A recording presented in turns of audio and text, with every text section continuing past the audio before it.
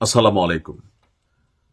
আমরা যখন মুসলিমরা আলুর মধ্যে আল্লাহর নাম, গরুর গোশতে আল্লাহর নাম, প্রকৃতির মধ্যে আল্লাহর নামের ছবি টবি দেখি, আমরা এগুলো নিয়ে খুব অনুপ্রাণিত হই, এগুলোতে ব্যস্ত থাকি আর প্রমাণ করার চেষ্টা করি উপরে আল্লাহ আছেন। ভাই, আল্লাহ এমনিতে আছেন। তবে আজকের দিনে এসে আপনি এই যে সোশ্যাল মিডিয়াতে কথা বলছি বা যাই ব্যবহার করছি, এগুলো পশ্চিমা প্রযুক্তি নজরদারি থেকে শুরু করে সবকিছু তাদের প্ল্যাটফর্মকে আমরা ব্যবহার করছি। তো এর বিপরীতে আমরা কি আসলে কোনো কিছু তৈরি করতে পারছি? আজকে এই পশ্চিমা মিডিয়াগুলা বা এই প্ল্যাটফর্মগুলা সিদ্ধান্ত নেয় কে বলবে কে বলবে না, কে কতটুকু বলবে, কাকে কিভাবে থামাইতে হবে, নানা স্ট্যান্ডার্ডিটি তারা ক্রিয়েট করে। আবার পশ্চিমা গণমাধ্যমগুলো তারা চিহ্নিত করে যে আসলে আপনার বাস্তবে কি হচ্ছে আর কাল্পনিক জগতে কি হচ্ছে। কোনো একটা দেশের রাষ্ট্র থেকে শুরু করে সেই দেশের কোনো মানুষকে নোবেল দিয়ে বড় বড় বানানো, আবার ধরেন তাকে সন্ত্রাসী বানানো, সবকিছু পশ্চিমা মিডিয়ার খেলা, কারণ বিশ্ব তাদের কন্ট্রোলে। আর এগুলোতে হয় কি, বিভিন্ন দেশের সরকার পতন থেকে জনগণকে নানানভাবে ডিপ স্টেট নানান ভূমিকা রাখে। আর ডিপ স্টেট মানে শুধু ওই দেশের মধ্যে থাকা তাদের এজেন্ট কাজ করে তা না, এটা সারা পৃথিবী ব্যাপী তাদের যে গণমাধ্যম, মিডিয়া শক্তি, কূটনৈতিক শক্তি সবকিছুকে ব্যবহার করে। হঠাৎ করে গতকালকে আমরা দেখলাম যে একটা নিউজ আমি দিয়েছিলাম যে আপনার ইরানের যিনি সর্বোচ্চ নেতা বা ইরানের প্রেসিডেন্ট তারা পালিয়ে গেছেন। এর পরপরই আপনি দেখেন ধারাবাহিক ন্যারেটিভের পার্ট 2 হচ্ছে যে যুক্তরাষ্ট্রের সাথে আলোচনায় ফেরার জন্য ইরান এখন প্রস্তুত রয়েছে। জানিয়েছে কে? আপনার পশ্চিমা গণমাধ্যম, যে ইরানের পররাষ্ট্রমন্ত্রী আব্বাস আরাকচি নাকি এই বক্তব্য দিয়েছেন। তো তিনি বলছেন যে উত্তেজনা নিরসনের একমাত্র পথ হলো কূটনীতি। আর আর সেই অবস্থান থেকে ইরান সরে আসবে না। অর্থাৎ নিউজগুলো এমন ভাবে দেয় যেন আপনার বিশ্বাস হয়।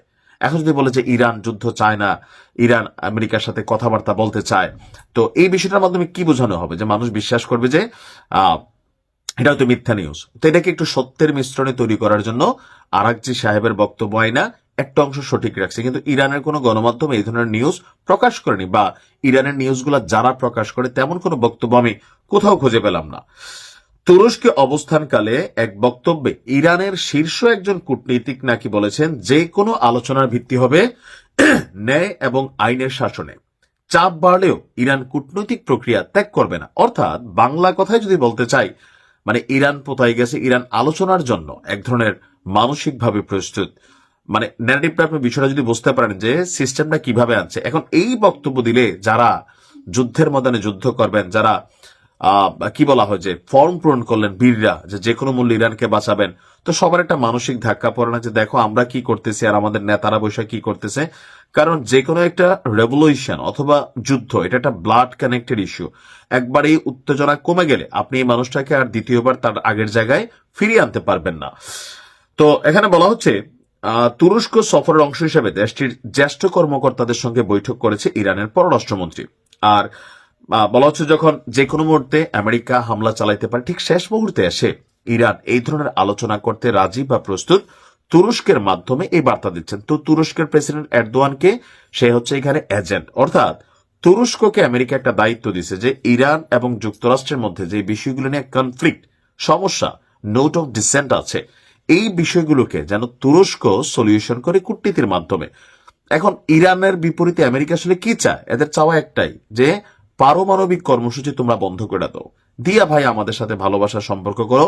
সেই ইসলামিক স্টেটের আগে যে রাজা পেহালভি ছিলেন, তার যে যুগ ছিল, তখন আমেরিকা এবং ইরানের মধ্যে ইতিহাসের সর্বোচ্চ ভালো সম্পর্ক ছিল, যুদ্ধ বিমান গিফট দিছে, অনেক কিছু কিন্তু ওই সময় সম্পর্ক ছিল। কিন্তু যখন ইসলামী প্রজাতন্ত্র বা আজকের ইরান যারা চালায় সর্বোচ্চ নেতারা, তারা যখন ইরানের শাসনভার গ্রহণ করলো, তখন থেকে তারা ইরানকে আজকের দিনে এই সামরিক শক্তিতে, মহাকাশ শক্তিতে, ইভেন সোশ্যাল মিডিয়া প্ল্যাটফর্মও তারা নতুনত্ব কিন্তু আনতে যাচ্ছে, যে ফেসবুক, গুগল টুগল এগুলোর বাহিরে ইরান তাদের নিজস্ব একটা অপশন তৈরি করতে যাচ্ছে, যেটা সারা পৃথিবীতে মুসলিম রাষ্ট্রগুলোর মধ্যে ইরান করতে যাচ্ছে। তো সেই প্ল্যাটফর্ম ব্যবহার করলে আমরাও মন খুইলা কথা বলতে পারবো। এখন যেমন কত শব্দগত ইস্যু আছে, আমি হয়তো মন খুইলা কথা বলতে পারি না। তো আমাদের মুসলিমদের আসলে যে জায়গাতে শক্তিশালী হওয়া দরকার, ওই জায়গায় না হইয়া আমরা ধরেন কথায় কথায় জিহাদ, এক মুসলমানের মাথায় আরেক মুসলমানের বাড়ি। বাংলাদেশে দেখেন এতগুলো ইসলামিক দল, বিএনপিরে মারতেছি আমরা, জামাত ইসলাম, জামাতের মারতেছি বিএনপি, সব তো মুসলিম। ইসলামী আন্দোলনে মারতেছি জামাত, জামাতের মারতেছি ইসলামী আন্দোলন, আওয়ামী লীগরে মারতেছি জামাত, মানে সবাই কিন্তু আমরাই। কিসের ইসলাম, কিসের কি? দুই ভাই একসাথে ঘরে মিল্লা থাকতে পারি না, আর আপনি আসছেন পশ্চিমাদের বিরুদ্ধে লড়াই করবেন। এদের কূটনীতির নখের যোগ্য কিনা আমরা আজ পর্যন্ত আসলেই হই নাই। ভালো থাকুন। আসসালামু আলাইকুম।